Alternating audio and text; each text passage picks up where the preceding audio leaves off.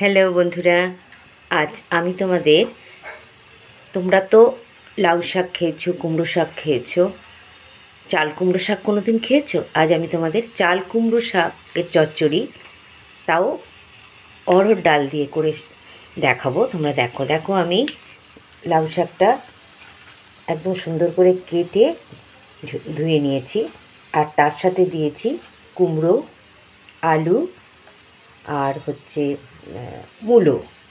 তোমরা তোমাদের ইচ্ছে মতো সবজি দিতে পারো, পেঁপে দিতে পারো, শিম দিতে পারো, ভালো লাগার সবজি তোমরা দিতে পারো। আমি দিয়েছি কুমড়ো, লম্বা লম্বা করে আলু কেটে নিয়েছি, শিম দিয়েছি, আর মূলো দিয়েছি।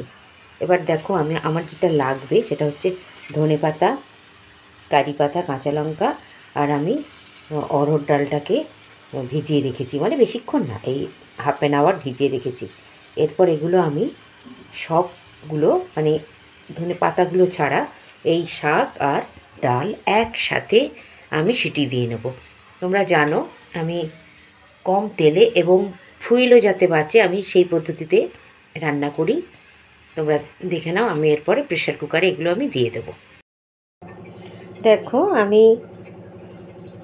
চাল কুমড়ো, ডাঁটা, শাক, ডাল এগুলো আমি সব সেদ্ধ করে নিয়েছি যাতে টাইম কম লাগে আর তেলও কম লাগে। এদিকে দেখো আমি কতটুকু তেল দিয়েছি, 3 টেবিল চামচ সর্ষের তেল, যে কোনো তেল, সাদা তেলও তোমরা করতে পারো।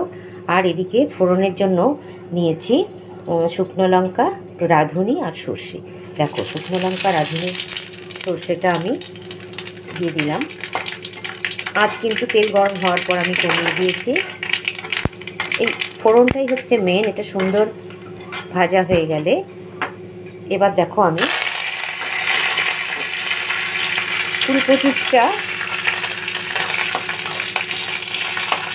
20-25টা কারি পাতা আমার বাগানে আছে, আমি কারি পাতা দিলে আমি ফোড়নে দিয়ে দিলাম। এই কারি পাতার ফোড়নটা দিলে না একটা এত সুন্দর স্মেল বেরোয়, ভীষণ ভালো লাগে খেতে।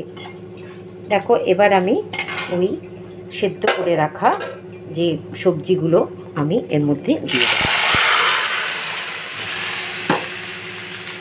দেখো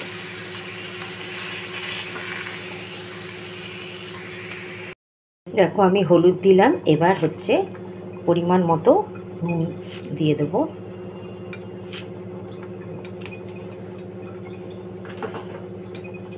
পরিমাণ মতো নুন দিলাম, হলুদ দিলাম, আর কিচ্ছু লাগে না। শুধু এবার একটু মিষ্টি দেবো, একটু, খুব কড়া মিষ্টি না, হালকা মিষ্টি খেতে ভালো লাগে। আর নামানোর আগে আমি একটু ধনে পাতা দেবো। দেখো একদম এটা খুব বেশি জলও হবে না, হালকা গা মাখা হবে এই ডালটা দিয়ে, ভীষণ ভালো লাগে খেতে। দেখো